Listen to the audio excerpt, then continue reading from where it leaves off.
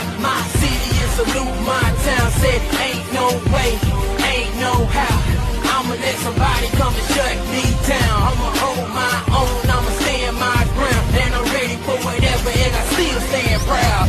Ain't no way. Who you think you kidding, dude? Never thought that I would do. What up, though? It is your boy Mike D, host of Wrestling from the 313. And as always, this episode is brought to you by WSN, the Wrestling Society Network.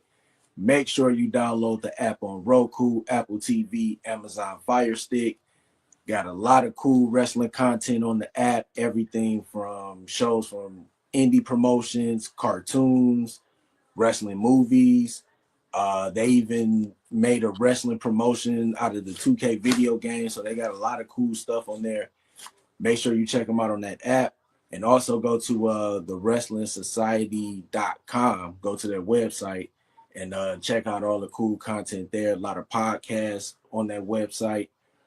Wrestling from the 313 is definitely one of them. So if you're not on YouTube, Facebook, Twitch, or any of those sites, go to the Wrestling Society network, go to their website, and check out Wrestling from the 313 there.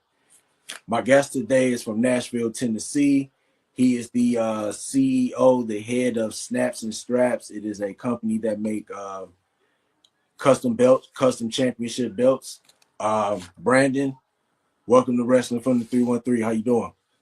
Thank you, man. Appreciate the introduction. Thanks for having me on. I know we tried to get this before. I had a little sickness going on there, but now everything's good, and I had some free time to do this. Glad to be on. Appreciate it. Oh, no problem, no problem. Glad you're feeling better too. Thanks, man. Appreciate it, dude. Appreciate it. No problem. So, real quick, before we start talking about the belts, like, when did your fandom for pro wrestling start? When did you become a fan, and like, who were your favorites? Oof, man. So now I'm a little bit older now, so this will date back to the 90s. My first match I saw was Rey Mysterio versus Dean Malenko, and that was the first debut for the Cruiserweight Championship on Monday Night Nitro in Florida. And Rey Mysterio came out with the pink the pink mask and the tire, and Dean Malenko just retained the WCW Cruiserweight Championship from a tournament that was held in Japan the night before. He brought that back to WCW and brought that back to the States. Fell in love with that belt and fell in love with Rey Mysterio all in one night, man. And then it just was a snowball effect of watching it every Monday, and then Monday Night Wars, and it was a great time to be alive, especially living in that moment. Oh yeah, definitely. I think around that time, I know I was in high school. I was probably like a junior. No, I was between a sophomore and a junior around that time. But yeah, that cruiserweight division was that was a golden era of cruiserweight wrestling. Like, I know we always talk about like Rey Mysterio, Eddie Guerrero. We talk about Psychosis, but I don't think Dean Malenko was talked about enough. Like, that man, when they called him, I literally thought when he knew 1,000 holes. That's just how good he was. And just the stars that they had, like Chris Jericho was a cruiserweight, Eddie Guerrero. I think for a minute, Chris Benoit was probably a cruiserweight. But that whole cruiserweight roster was just classic. And I know after WCW had got bought by WWE, and then they tried to bring back the cruiserweight division. It did good in NXT, but then when they tried to bring it to the main roster, they should have kept it where it was in NXT. I think it possibly could have lasted a little longer, but WCW will always be the great era of cruiserweight wrestling. Yeah, definitely the cruiserweight division was something that I cherished a lot as a kid growing up. It was one of my favorite divisions out of all of wrestling. And the way WCW showcased the cruiserweight division they had at least 3-4 matches a night to showcase them, bringing wrestlers from Mexico all the time. Ciclope, Super Cologne. You had these wrestlers come in, and it was so cool seeing the mask. Yeah. And I'm a big mask collector, and that was a highlight also. Growing up is seeing all those different, all the different attires that came to the ring, and it was exciting to see. And and then another wrestler that was showcased a lot, Billy Kidman. He's an executive for WWE now. He's in the War Room. So he definitely elevated the cruiserweight division. I mean, there's so many of them that you could go on and on. And what was authentic with the cruiserweight division before the Attitude Era, you had the light heavyweight championship with WWF and Takamichi Kubu. He was the second light heavyweight. Brian Pillman, I believe, was the first Taka after that, and he elevated the light heavyweight division, and that belt was beautiful in itself too, with the red strap, the gray backing, the gold plates. It fit really well. And then we got back with the Attitude Era, and then they used it with the WCW versus WWF storyline when X-Pac and who was it was Billy Kidman and X-Pac, and when X-Pac walked out with the cruiserweight belt and the light heavyweight belt both around his waist, man, that was like the Infinity War. That was like Endgame. That was the highlight to finish out the cruiserweight division, and they unified them. And then the purple cruiserweight championship was something that very put a bad taste, I think, in a lot of people's mouth with the with the look of it, the purple strap. I mean, it looked good. I think the NXT Cruiserweight Championship was a lot better looking than the WWE Cruiserweight Championship. I think they did a better job with that. But I mean, you can't take away the nostalgia of the WCW Cruiserweight Championship belt. That's just holds its own plateau there. Oh yeah, definitely. And another cruiserweight that just popped up in my head, Ultimo Dragon. And when another really cruiserweight, and then he had all the different belts from Japan that he won. What he had like 8 belts on all together when he used to come to the ring. I think it was 12. It was 12 or 13. He had that night when he walked out with the cruiserweight belt. Which, I mean, just that photo is iconic itself. Just all his belts dripping off of him, and walking to the ring. It was just with Sonny Ono. It was great. It was a great time to be alive watching wrestling. Definitely. So let's fast forward to not necessarily now, but just a little bit before now. Just the inspiration for starting Stars, Snaps, and Straps. What inspired you to start it, and how did you first get into the championship belt business? Well, it was pretty funny how it all transpired. I say we, but myself, when Moose was on Alive, when it was one day during the week, during COVID, they were about to have Slammiversary with fans at Skyway Studios for the first time for their pay-per-view. Mm-hmm. And Moose was in Alive with some collector that was selling off his merch, and I had went into the comments and I had said, "Hey Moose, how much for your custom TNA championship that he had walked in there? He had that white strap one." Mm-hmm. And he said, "I wasn't really thinking about selling it, but DM me and we'll talk." And so the guy that was on the live with him butted in. He said, "Oh no, wait, hold on. If you're going to do anything, it has to go through me because you're on my live." And then Moose had DM'd me and he said, "I don't know that guy. Like, I have no idea what he's talking about." So, we talked, and something had came up with the original owner of that belt, and fortunately the deal fell through, and he had there was, he had felt bad, so he hooked me up with tickets to Slammiversary. Okay.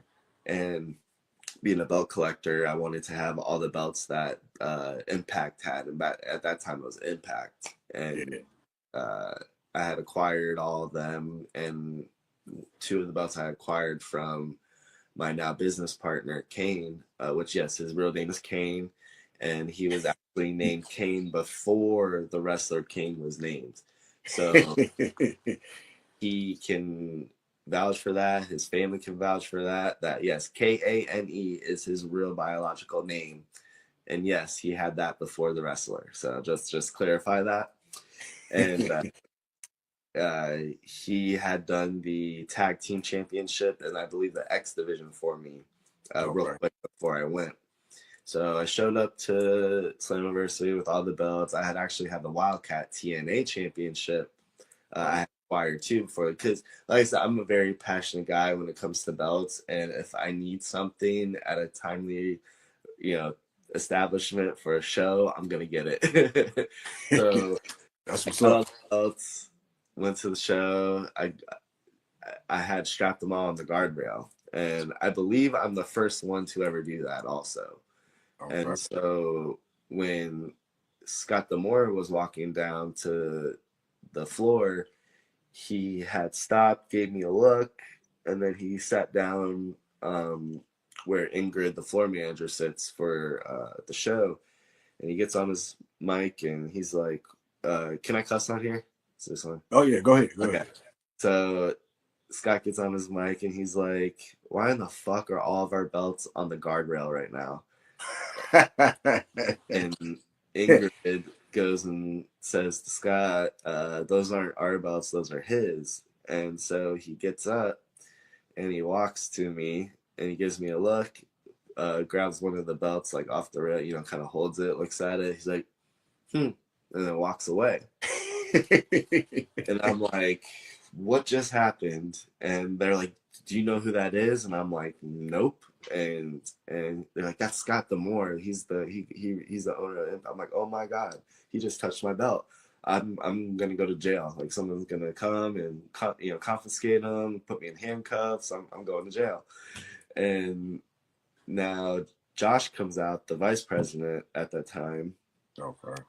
Comes down, says, hey, would you mind coming in the back? Could you bring your belts with you? And I said, yeah. Am I in trouble? And they're like, no. What, should you be in trouble? I'm like, no. I just want to. And so grab all the belts, go to the back, and before I can even get there, they stopped because the show's about to start. And they said, hey, come back tomorrow, bring the belts. And so I was like, all right, cool. So I sit down, watch the show, great show. And then mid-show, floor manager says, hey, make sure you come tomorrow, bring the belts. I said, all right, cool. So the next day happens, I'm waiting in line. Then I go into the side door where the wrestlers and Scott and Josh and everybody's at. And I lay all the belts down, and they're all looking at them, picking them up, and they're like, how did you get them to look so, authentic to the real ones? And I said, well, I just found the right people, found the right leather person, and, this is the outcome of it. And they were like, wow, these look really good. Would you be interested in having a meeting in Texas for the next pay-per-view? And that was I believe that was Hard to Kill in Texas. And I was like, yeah, sure. No problem. And they caught me tickets, and then all of a sudden, Moose tapped me on the shoulder. He said, hey, I'm about to win the TNA championship. I want a custom belt for it. Can you do it? I said, sure. And he's like, all right, cool. Do you have an Instagram? I'm like, nope. And he's like, all right, well, make one and message me. I was like, all right, cool. And then so I'm gathering the belts up again. I get another tap on the shoulder. It's Trey Miguel. And he's like, what's up, bro? I was like, what's up, man? He's like, dude, that's a beautiful X Division belt. Hey, I'm about to turn heel and win the X Division belt. Could you maybe make me a custom belt? And I said, yeah, sure, no problem. And so by that time, I'm just like, yeah, sure. Like, you know, I just got 2 people asking me for belts, and then I grab all the belts. I'm just like, I'm sweating, I'm shaking, I'm just so excited. I message Kane. I'm like, hey, I just think something just really crazy happened. I'll message you after the show. And then I go and sit down, and then all of a sudden Ace Austin comes to the ring, gets in the ring, sitting on the top turnbuckle, looks at me, looks at the X Division belt, hops out of the ring, says, "Hey, can I get one of those?" And I was like, "Sure." And he's like, "You got an Instagram?" I'm like, "I'm in the process of making one right now." He's like, "All right, cool, yeah, follow me, and I'll get at you." I was like, "Cool, man." He's like, "Dude, beautiful belt." I was like, "Thanks." And that night, my first 3 followers were Moose, Trey Miguel, and Ace Austin. So Hey, that's dope. that's pretty cool. Versus your first hour of Instagram, you got the 3 big stars for Impact, following you. So I get with I start shopping around prices for plates. I start shopping around prices for leather. I hit up my friend Kane at the time, and I'm like, "Hey, how much for this?" He said, "Da da da." It's like, "Hey, they really liked your leather." He's like, "Who liked my leather?" I was like, "Impact." He's like, "Shut up." I'm like, "Yeah, like Moose, Ace, Trey, they all want a belt." He's like, "Shut up." Like he didn't believe me as I kept trying to, explain more and more and get into detail about it.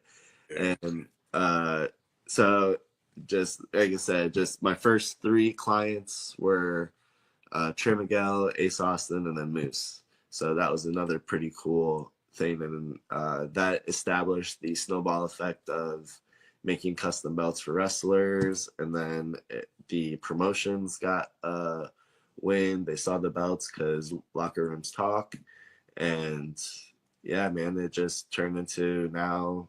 We've been on every major wrestling promotion, and we're currently on a lot of independent promotions, so it's pretty cool.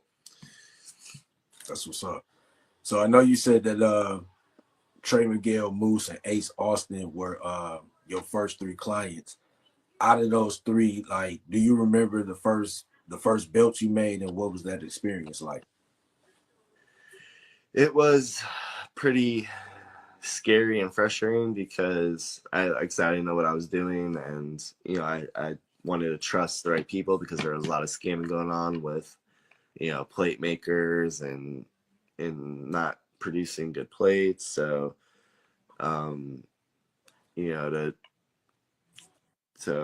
just did my research, and then I hit up, like I said, my business partner Kane. I said, "Hey, there's a great business opportunity here. Would you be interested in maybe teaming up and making some belts?" And he was down as could be.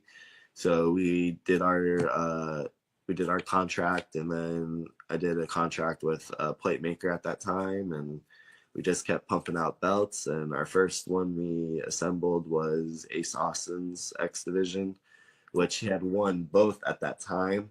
So we did a half red, half blue belt, and Ethan Page was his inspiration on that. He had went to Ace and said, "Hey, how about you do a half and half since you've won both?" Because that's what him and his Josh Alexander, his tag team partner at the time, it was Team Canada. They had won the Impact Tag Team Championships, and they did half and half color. So that was so he had gotten that inspiration from that. And then it turned into we had an idea of stamping. I don't believe anybody had done this either. Stamping their logo in the strap. Yeah, I like that. That's dope. That was a general idea that we had, that we wanted to do things that other people weren't doing. Yeah. And we thought that would be pretty cool, and it turned out awesome because pretty much every wrestler that wins a belt, they want their logo in the strap. So you'll see at a lot of shows, if you go to especially that was currently on TV, the X Division TNA X Division Championship for Moose. He had a Moose logo that he always wanted on his strap. So when you wore it to the ring, you would see it pretty clear. It would be either in the snap box, or we would have it just off of the snap box, just depending if there was a property plate or not. So yeah, that was pretty iconic for us. And then we don't paint straps. This was a big turmoil we had with the finger keyboard warriors. We don't paint due to the crack and peeling of straps. You'll see that a lot, especially with like white straps. You'll see pretty much the first month of the belt, all the paint's gone. Especially with the creases. I'm not bad mouthing it. That's just not our preference. We want our belts to last years. We're not trying to replace them every 6 months. Some of them we like to, just so we like to resell them and keep them fresh. If there's a good profit in that, and the fans want ring used belts. So, we do it at a way cheaper cost than some of our competitors, which, a lot of these aren't the price points that they say they are. So we're real as can be. We're not in it for the money. We're just in it for having wrestling fans getting that wholesome of a real championship belt. And we like to give back to the community. So we love donating also. We'll donate belts as much as we can. But we definitely like getting our ring used belts back and giving them back to the fans. So, I mean, it's cool when you can go to a wrestling show and not have a WWE belt at a, independent show, or have it, I have no, like I said, nothing against that, but I know fans would want that promotion belt with that promotion in the show. So, it brings a different aura to that promotion too, when you see all your belts in the crowd instead of competitors or big name companies. It's just, once you see it, you'll understand. Because like I said, we're heavily involved in the independent scene. That's where we came up at, and we take pride in independent wrestling and the belts. So we love giving back, like I said, and no other way than having a real belt. Definitely. Yeah, and I agree with that. Like, I never been, because I've been to a few independent shows, and I've never wanted to take my like WWE belt, because I had the NWO championship, the big gold belt, and I've never been tempted to take it to an independent show. It just seemed like it's not for that scene. And if you do have a belt, at least, if it's a way, get it from that promotion that's having the show, or even if it's just something outside of WWE. You know what I'm saying? I just think when it'd be a time and a place, I guess, that if that's how you want to say it. Yep. No, you're right, and it's hard right now for some people to get that. You get your what we're called old heads, so we get that. It just means more, and having, and then it has just such a beautiful effect too when you go to a smaller independent show, and what you see in a crowd is your belts. There's no other feeling I think you can have than having that, because it's just like any other wrestling show. Yeah. That's what's up. So how many offhand, how many promotions do you think you've made belts for? Man, it'd be a minute here. Let's just say it's probably close to 20, around there. Whoa. A lot, like I said, a lot of them we don't really promote either. So it's, you know, a lot of them also we do price points also for the smaller shows. So if you know we'll put it on some standard stuff, you know, just to match the, because like I said, we're not in it for the money. So you know, any way I can help a promotion, I will do the best I can with because we do all of our stuff here. So it's hard. It's hard to, you know, we have a CNC machine, which is one of the you know, top machines to use, other than if you have $100,000, you know, acid machine, or you know, um, uh, 3D printer. We've been experiencing doing some stuff with that. So it's just, it's rough right now with tariffs, and we can't. It's hard to have a set price point. So what I do is I do what the man himself, you know, Wildcat does. You know, what's your budget and what do you need it by? You know, when do you need it by? Those are the two things you start off with, because everyone can't afford the $1,500, $2,500, you know, belt that, you know, we can produce. Yeah. So you want to be able to match, you know, what they can afford and what looks good. So like I said, we do the best we can to do that for fans, for promotions, but we don't do bootlegs. We don't make WWE belts. We don't do that on the side. We're not that. We're not that company. So we strictly do what belts that we've been approved to do by the major companies, and then we also do the independent and custom belts is what we're known for. So it just depends, you know. And like I said, with the way the world is right now and the way prices just fluctuate, I like to keep it open to where, you know, hey, if I can do a discount, I'm going to do a discount for them, you know. And sometimes it benefits everybody, and sometimes it gets taken advantage of. So you learn as you go, and you know, we've been doing this for almost 5 years now.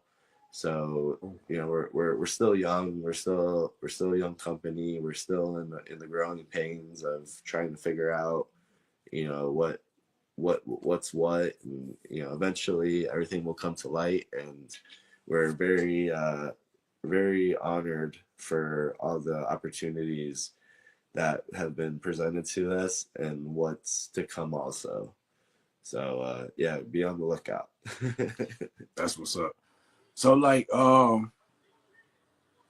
know you started your company, and just like with just designing and stuff, like is there anybody, did you have like a mentor or somebody that you like looked up on like YouTube or read about to get better at creating belts? So when I first started, I did all the designing. I'd sit at the table here for 8 hours a day just drawing, and it was very frustrating. It was really hard. So I took a lot of aspects from other belts and you know, put them into our perspective. And then it got to the point where we were getting so many orders, I couldn't do it anymore. So I got with our designer now, which is Parker. He is out in France, where he is located. And so as of, I believe, last year, he does all of our designs. He's done all the custom work for us. Cool. So he has definitely saved us and has definitely helped us a lot. We also work with Hellfire, the one that did all the TNA championships. So it's really good to have those two guys to work with, and amazing what they can do in such a short time. And yeah, kudos to them. Shout out to them. But yeah, it's it's crazy, man. You would I would sit here and I would have gobs of paper just all over the place, just trying to figure out, like, because you don't want to copy people, you don't want to do the same thing. So it was really hard to understand that and to say it's okay to get help, and Yeah. I found the best people, and like I said, man, we've been pumping out some stuff, so I'm really happy. That's what's up. So, what's the process of designing and creating the custom championship belt from start to finish? Yeah, there's a lot of factors that go into it. You you try to accommodate the promotion as much as possible, because I'd say 4 years ago, you would see more of these promotions, smaller independent promotions, have the same looking title as the bigger promotions, but with just different lettering and different color, and it'd still be the same outline, and it's tacky as shit. When you see a promotion with like the AEW International belt, that's a belt you see a lot in the indie scenes, and it's you I get it. A lot of these promoters have favorite belts, and it's their company, but you will draw. I'm guarantee this. You will draw a bigger crowd if you have your own belt and you showcase a different belt, rather than having the international title as your IWF middle card championship. Yeah. Get creative, and a lot of these fans will come to wrestling shows because of the belts. I've witnessed that. I've heard that.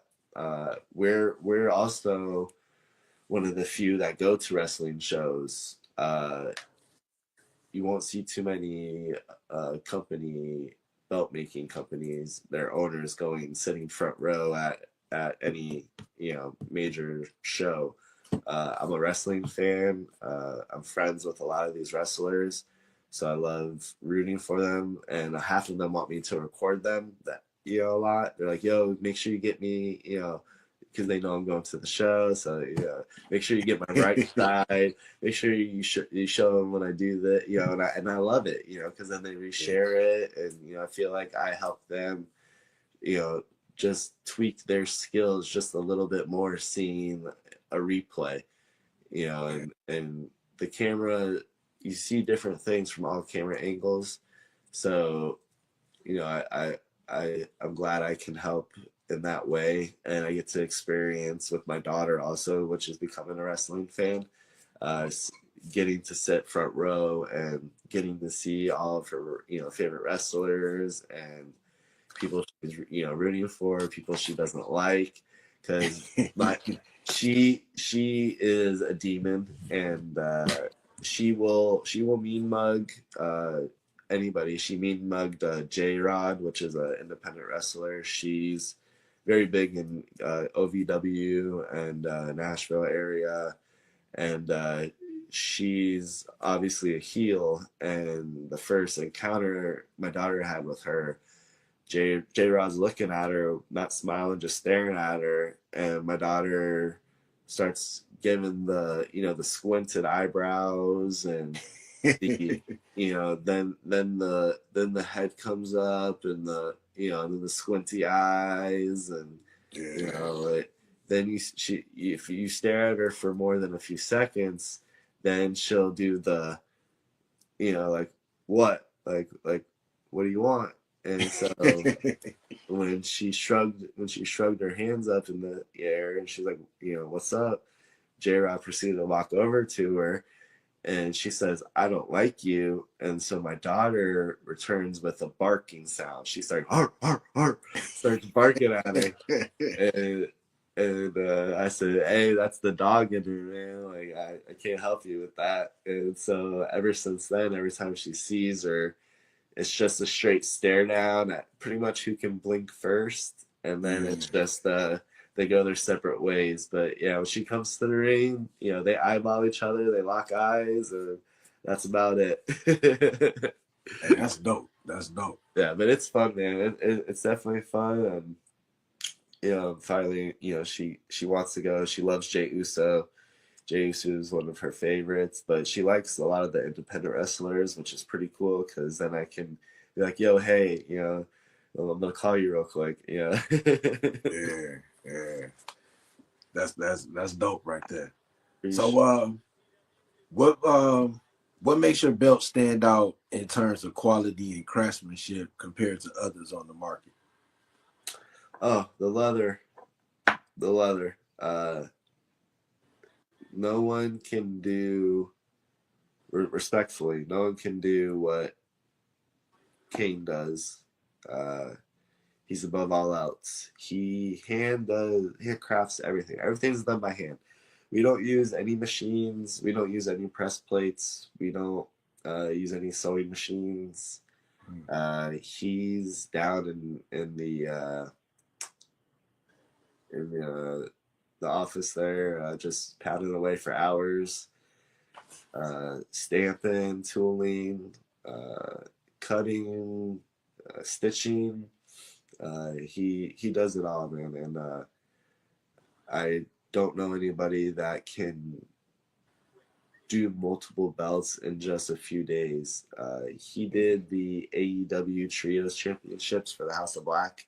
He did 3 belts in 6 days. Wow, that's dope. So, like, what's the average time that it takes to create a belt? Like, how many days? Depends on the quality you want. If you want the higher standard, it takes about a month ish. If you want the just the standard, it could take 3 weeks to a month. It just depends if we have a system, and say I'm doing a donating belt for somebody. Well, if I have a paying order coming in, that goes ahead of the donation. So that's how we've always been. But you pay for what you get for, and if you can't afford it, we donate it. There's going to be a timely manner. So we try to be the quickest we possibly can, but you don't want to rush things because then you cut corners, and we don't want to be known for cutting corners. So we feel like a month, and I've heard people wait 6 months, 8 months, 3 months. Like we've missed a few deadlines in our years, but it's never been to the point where it jeopardized something crucial. Yeah. So you always want to make sure that you have enough time, and making sure the product comes in, because there could be times where you order something and it's on back order. Yeah, yeah. And you can't control that, or shipping issue. The floods in North Carolina that happened, that affected our stuff going out. Anything that could be detrimental to the shipping it will affect the time. So like I said, you always try to advise whoever's getting the belt to do it a few months out, just so that way the design gets done. So in case there's any last minute tweaks you want to do or things you want to change, so you try to be business timely as possible, so that you can accommodate the promotion or whoever is getting that belt. Definitely. And that's funny that you say that. Like you said, deliveries can be late because of the weather and stuff like that. I can remember COVID. I can remember ordering something during COVID, and it took 2 months until I got it. Like 2.5 months. So yeah, like stuff can happen. You know what I'm saying? Storms, natural disasters, pandemics. You know what I'm saying? Everything was shut down around that time. So yeah, and that's cool. Like always thought that it took maybe like months and months to create a belt. But if you said your guys can create one in 6 days, like that's good. Well, you said 3 belts in 6 days, right? Yeah. Yeah, that's good right there. Yeah, he regretted it though because he stayed up literally for 72 hours. He maybe slept a couple hours here and there, but it was 72 hour day for him. Man. Hey, but you know what?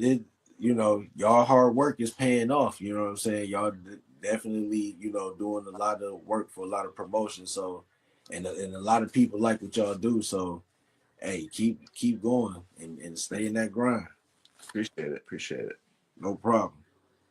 So, do you find that there's a big difference in designing belts for wrestling promotions versus belts for fans?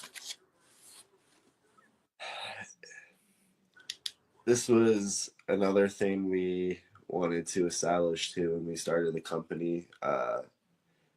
We'll make our belts that we were approved for by the bigger companies, but you'll see a lot of customers want the WWF belts, the WWE belts, the AEW belts. When I just say save your money and buy it on shop, because then you don't have a problem of somebody making fun of you saying you have a bootleg when you have the real authentic thing with the stitch in the back. So people are so impatient nowadays on waiting that it jeopardizes the longevity of what the whole point is of having a belt, sustaining it, and then if you don't like it anymore, reselling it.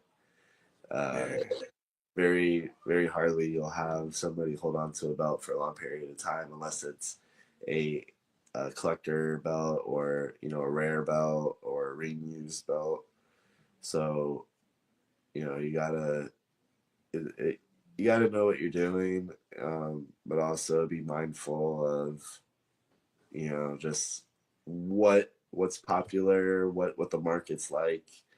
I can tell you right now, the market has been very dry for the last 2 years, and a lot of it's trust issues and quality issues.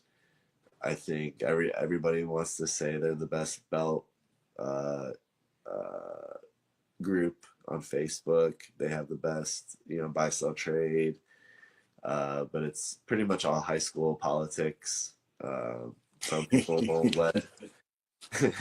that's being respectful, PG as possible. So you just take everything with a grain of salt. It's very it's different from I'd say 6-7 years ago when all there was Fig Zinc belts, when you're fighting for the best Fig Zinc line to have the belt. And then the market changed, I say 3 years ago, when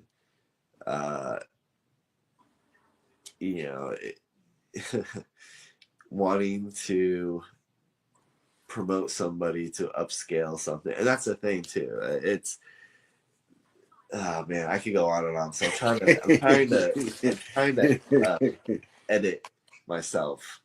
So there was a professor, Russian professor, that did a study that if you say I tell you every day that Stone Cold was the worst wrestler in WWF, you didn't believe me the first day, you didn't believe me the second day, you didn't believe me the third day, you didn't believe me the fourth day.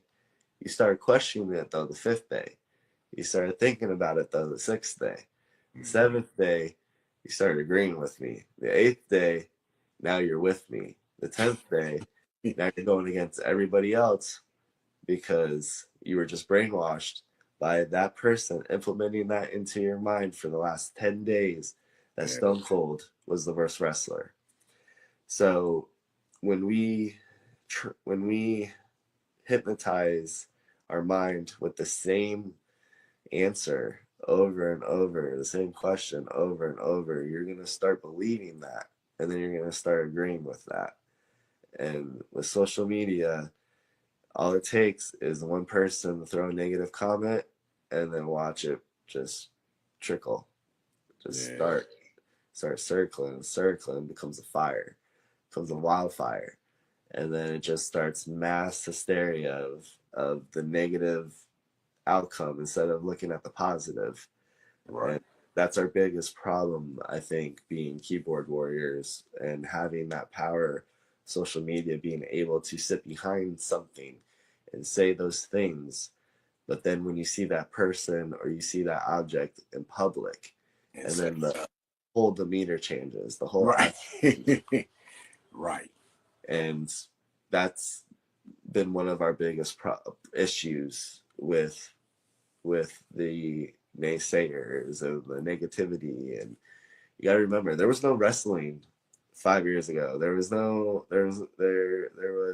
you watching a bunch of people, sitting on TVs watching wrestling, or there was no promotions at all. Yeah. So, just be mindful that we have what we have now and remember what we didn't have, and just value the all around in wrestling and appreciate it. Because it can be gone like that, and it's time, and everything's just a ticking time.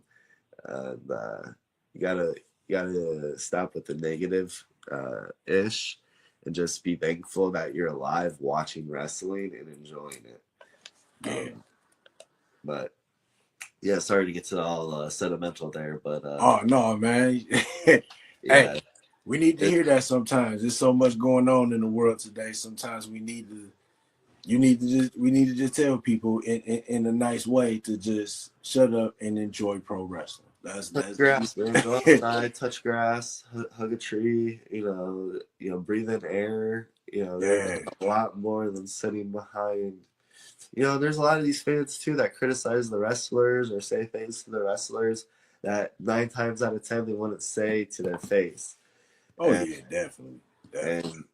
and it's hurt wrestling, but it's also saved wrestling. So you can't really have point fingers at who's right and who's wrong. You just everybody just has to have a good respectful mind of what we had, and what we have to what we didn't have a few years ago. So Oh yeah, definitely. Well said. So is there one belt that you've made that you're especially proud of? And does it have a special story behind it? I can tell you more negative ones than positive. Nah, man. Like I said, we're so privileged and honored, and we work so hard to get to where we are.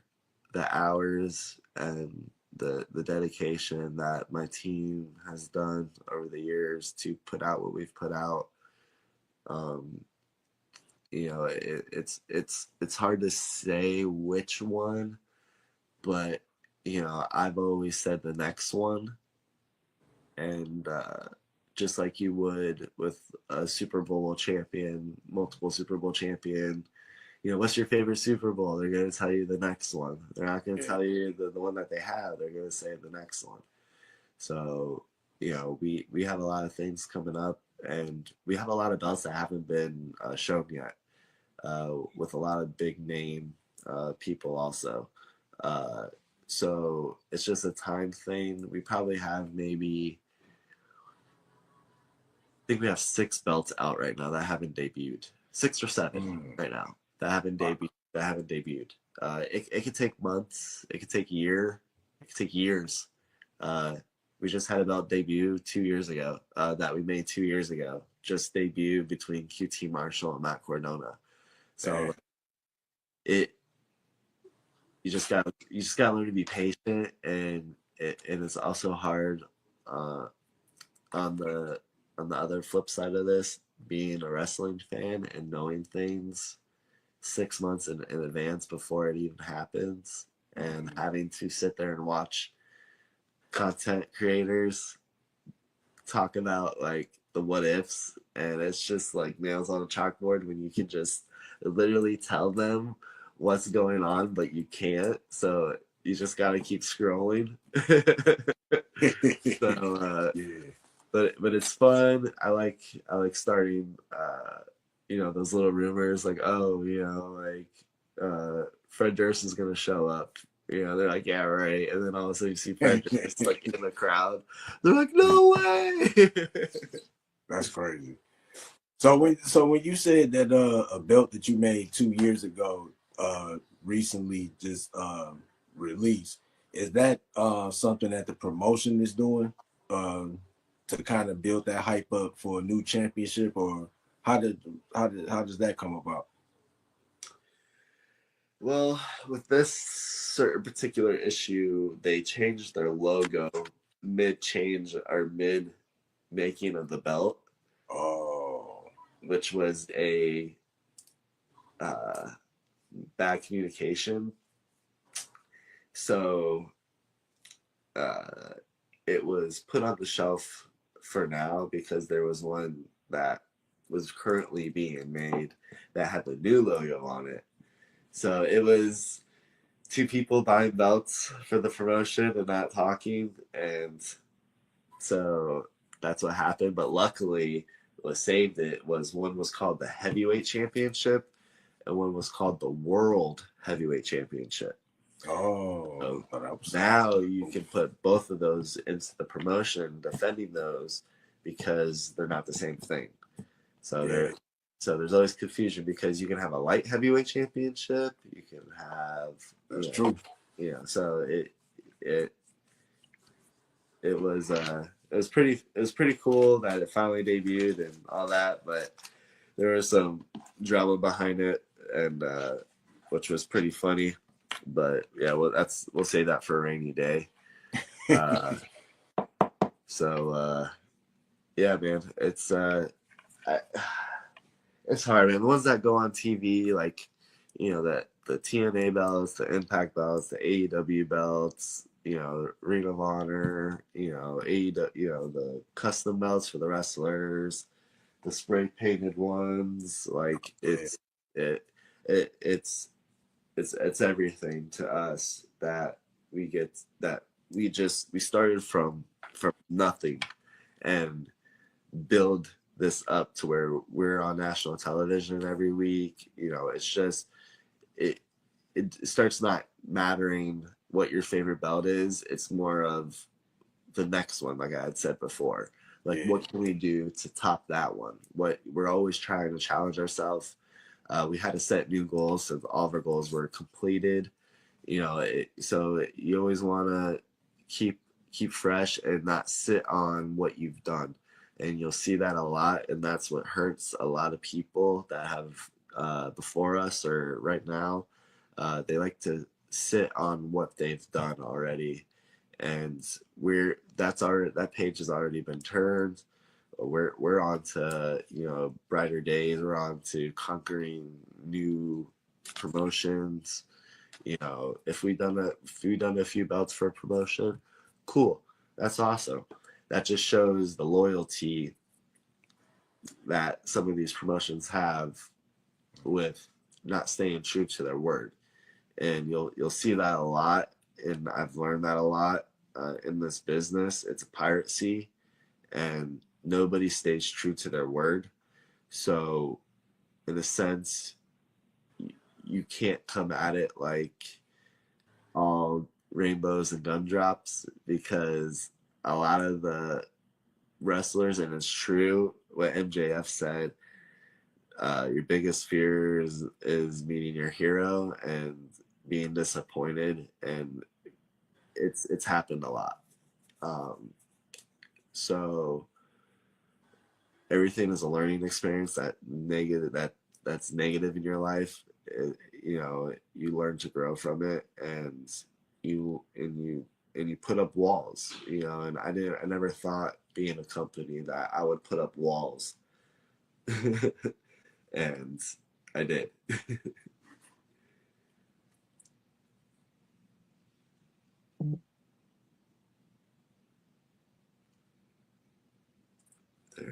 I don't know.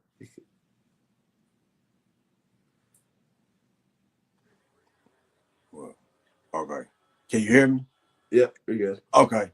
Sorry about that. Had the technical difficulty real quick. So without spoiling any surprises, have you is there any well-known wrestlers or promotions that you could be working with soon? Yes. Let's say I did a little Easter egg on my story. You just gotta watch my stories. If you're not following me, follow me. And anything we do, I'll do a little Easter egg just to show. And if you get it, you get it. If you don't, then you'll see it eventually. But yeah, we have one really. We got so many projects going on right now, but one that stands out the most. It's gonna be big, and I'll just say this championship's been around for a long time. So that's all I'm gonna say on that, and yeah, just be on the lookout. That's what's up. That's what's up. So when it comes to belts, you know, WWE has their whole thing going on. Just your opinion of what do you think of their belts, and like just how they belts pretty much look the same as far as like the women's championship and the men's championship. Do you think that they going the lazy route, or do you think that they just doing that's just keeping up with the time?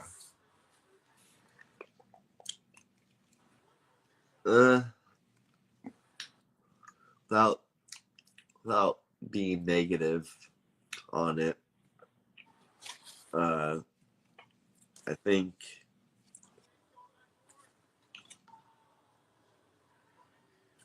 here for instance, let's say this Hellfire Design that did the TNA championship belts.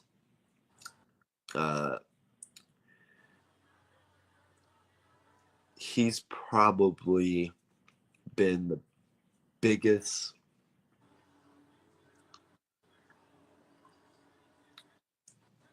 designer in the world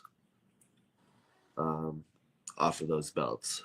Just by making those belts, he is showcased to be one of the best designers in the world. To have the social media world say that his belts designs are better than WWE belt designs speaks volume. Yeah.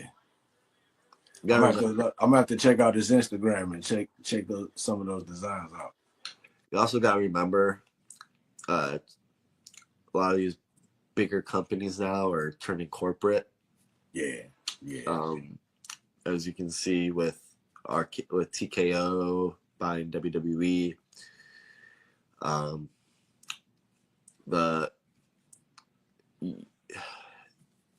they have their belt making process now. When they bought Figs Inc. out of Chicago in 01, I believe 99, 01. No, 01. It changed the whole belt community world when that happened, because now the quality of what Figs Inc. did is going to change. Yeah, there's cardboard in the straps. Yeah, some of them are 2mm plates. Well, I mean, all of them are 2mm plates. But you gotta remember who made them. You gotta remember who bought them before. Now, if you look at any of the Figs Inc. belts that were made before 01, you're gonna have 99. You're gonna have a WWF stamp on the back of the belt with a WCW belt. Yeah, yeah. Before that, all the belts didn't have a WWF sign. WCW, WWF, they just had the thick zinc stamp. Mm-hmm. So now the value of all those belts before the WWF stamp have just gone up.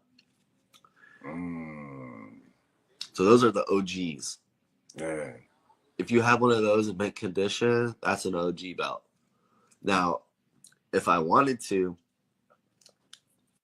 I could stir up social media. I could stir up the belt community world and say, I have the OG line of every WCW, WWF, ECW belt before WWF bought it and stamped it.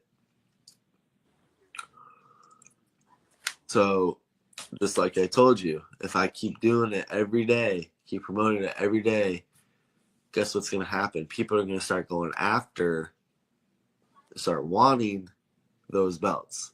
Just like those little doll things that are blowing up the world right now. Those little Labubu dolls. Yeah. Came out of nowhere. Look how fast that trend happened off of just what, TikTok? Yeah. Yeah. So think about that in the world right now. It's a copycat world. So everybody's gonna be doing the same exact thing. So it's all about if you want to dedicate the time into promoting what you want to promote and trying to feed that into your followers, into the community, etc. So, like we just like to make everybody happy the best we can and have all of our belts on every wrestling promotion. That's what's up. One of my we got a comment from Crander Q from Friends of the Square Circle, and he said he need a best beard belt. He said he got the best beard in podcast wrestling podcasting. So him and a couple other guys. I don't know. Two white lines going down. Oh, there you go. He left another comment. #1 beard in pro wrestling podcasting. Well, I'm not a podcaster, so yeah, you can have that. Shout out to Crander Q from Friends of the Square Circle. Make sure y'all check him out. So, real quick, so where do you see the company in the next 5 years? And I know you already said that you guys got some good stuff coming up. So 5 years, where do you see Snaps and Straps? Having consistent contracts with all the companies.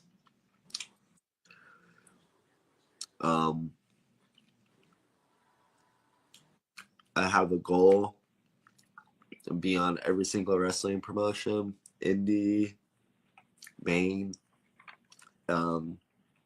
So a lot of them have been doing it for 30 plus years. I've been doing it for 5. If I keep my hunger and my drive to do that, I believe I can get that done. I'm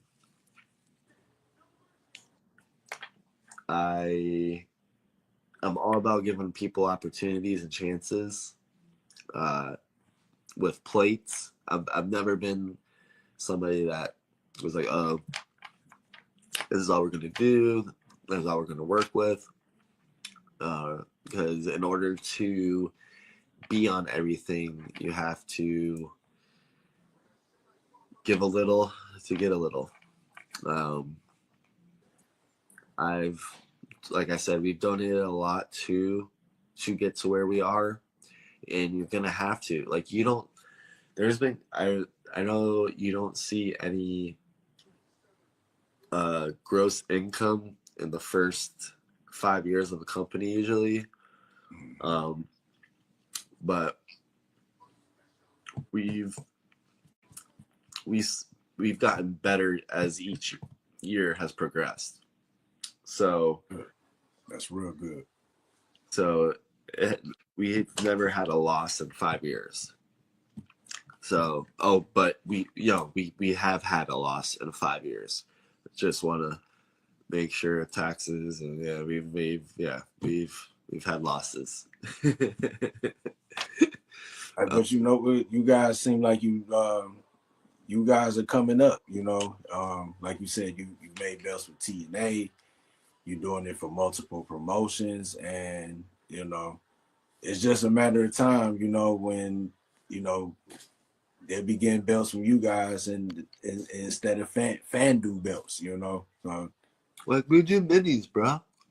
We do mini belts. Like, oh, that boy is dope. Oh yeah, I got Jack O'Reilly right here. Oh, sweet. Oh yeah, man. We make belt buckles. Done belt buckles for Young Gravy, Brie Carter, Country Gentleman. We're currently working on a belt buckle for the current NWA heavyweight champion. Okay.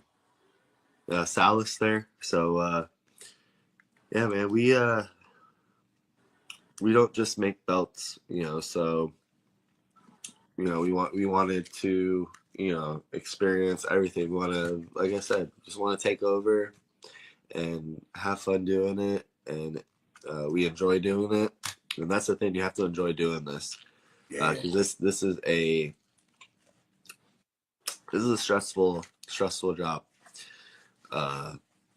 So you know, it's fun. So these last 5 years have been amazing. I'm blessed to have the team that I have, to have the best leather maker, to have the best designers. You know, and we just stay hungry and stay humble. You know, that's our motto. And like I said, we're really happy with everything, and said we can just keep going up, just keep climbing that ladder. That's what's up, definitely. Well, Brandon, I appreciate you coming on. You know, breaking down and talking about everything in the custom belt industry. It was good hearing about your journey. Congratulations and good luck with everything with you and your team and your company. Before we get out of here, do you want to let the people know where they can find you, and got any shout outs? Yes. Instagram, you can find us at Snaps and Straps or the real _ belt collector. You can find us on Facebook at Snaps and Straps LLC, and TikTok Snaps and Straps LLC, I believe also. Shout out to everybody that supports us and continues to buy our product, and we appreciate it, and thank you for all your hard work and everything you do. You know, the wrestling community is great right now, and Definitely. I think the more we put out information on what's on current events and wrestlers and what's going on, it just helps the brand, and you know, keep doing your thing. And like I said, thank you for having us on. Oh, no problem. You know, custom championship belts are one of my favorite things in wrestling. So I always said that I wanted to have people in the custom belt industry on the show and just kind of talk about just their journey and, you know, what it, you know, the process in making belts and stuff like that. You know, everybody's journey is different. So, yeah. You know, I definitely appreciate, you know, coming on and, you know, talking about the Snaps and Straps brand. And once again, good luck to you guys and wish you all the best of luck. Appreciate it, man. Thank you. No problem. And anybody that was watching, just want to thank you for tuning in, watching this episode of Wrestling from the 313. Make sure you follow me on TikTok, Facebook, Instagram, subscribe on YouTube. Make sure you hit the notification button, all that good stuff.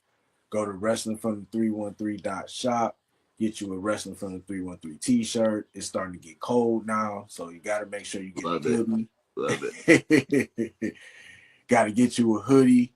And like I always say, support independent wrestling, support wrestling podcasters, support custom belt makers. You know what I'm saying? We all out here trying to just do our thing in the IWC. And once again, make sure you check out Snaps and Straps. Go on Instagram and follow them. Facebook, you can also follow them there. And just check them out and keep up with what they got going on, because like Brandon said, they got big things coming up, and looking forward to it. Oh, so, yeah, we also have that Content Creator Championship going on right now. Yeah, real quick before we get out of here, because I saw that. Tell us a little bit about that real quick. So I wanted to. There's so many of you lovely individuals that I wanted to showcase that by having the top content creators in a tournament to see who is the best content creator in the country, in the world. And I felt we had the best contenders for this.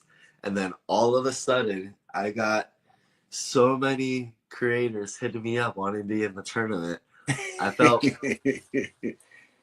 felt so bad because there's so many amazing people. So what we decided to do is, after the tournament, after the champion is crowned, he can, enjoy it for a little bit. But then there's going to be challengers. There's going to be opponents that are going to want that content creator championship. Yeah. So he or she is going to have to defend the content creator championship by promo, by live, by voting. I have a surprise judge right now that's going to be going over these videos. I'm waiting for, I think, 1 or 2 more videos. But if this person doesn't give me the video, they're getting forfeited. And then the next content creator that was out of the bracket that's in the pool will be brought in to the tournament to go against whoever that person was supposed to go against. Okay. So we had to do that the first round. So going into the second round, we had the new people that were in the championship or in the content creator tournament. So it just depends, and it's a lot of these videos and a lot of these, like, they're turning into diss tracks. They're turning into literally diss tracks, and I love it because it's showing more than sitting behind your phone and doing a video breakdown of what happened on Raw when everybody saw it. Mm-hmm. So, or a recap, if and I've gotten on to content creators about that, where everybody does the same exact thing over and over and over again. And I think it made waves because a lot of people started changing what they were doing, and I think it refreshed the community with doing it, but doing it in a way that's gonna electrify the person watching it. Right. Anyone can sit there and say, yeah, he got a table, he slammed through a table, he got hit with a chair, that person ran into the ring, caused a distraction, and the other dude won. 1, 2, 3. Person still the same champ. Cool. So now, So now they're like getting into it. They're and if I can motivate people on doing that, then I did my job. because like I said, I know things prior to them premeditated already. So Yeah. I try to influence or plant a seed and watch it grow. You know, that's always been a motto of mine. And you know, if you think you can do better than that current champ, hit me up, say, yo, I want to challenge so and so for that belt. I'm like, all right, well, this is what's going to happen, and this is what I need from you. You know, so if people can abide by, you know, the rules or how this is going to go, then this is going to turn into a really fun thing, I think.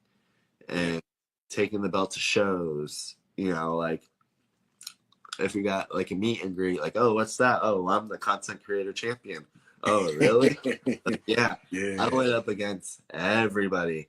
You know, anybody that you could think of that was a top content creator, I went up against or got beat to get this belt. So I think it's gonna show, and y'all deserve it too. Y'all guys spent hours and hours editing, you know, redoing and trying to get in a hold of people, doing the interviews, studying the person. Like, kudos to everybody that does this, and I have so much respect for you guys. That's why I wanted to do this. So, like I said, once this tournament gets finished, everybody will message me that wants to be a challenger, and then I'll have a list, and then it's whoever stands out, you know, and a lot of these videos, man, a lot of these people that you would think are gonna win aren't gonna win. So, you know, if you think you're the best content creator, you have to show it. And this isn't just some, you know, cheap $125 belt. No, this is the real deal. You're getting, you deserve it, so you're getting it. But you have to defend it. So, you know, how bad you want to hold on to that, and how bad are you going to work on to being the best content creator? So, definitely. And you said that you got that tournament on Instagram, right? Yep. Yeah, it's on Instagram, Facebook, TikTok. Everybody's been doing their videos all over, so it's been going pretty well. Definitely, that's what's up. So yeah, make sure you all go to any of those platforms: TikTok, Facebook, Instagram.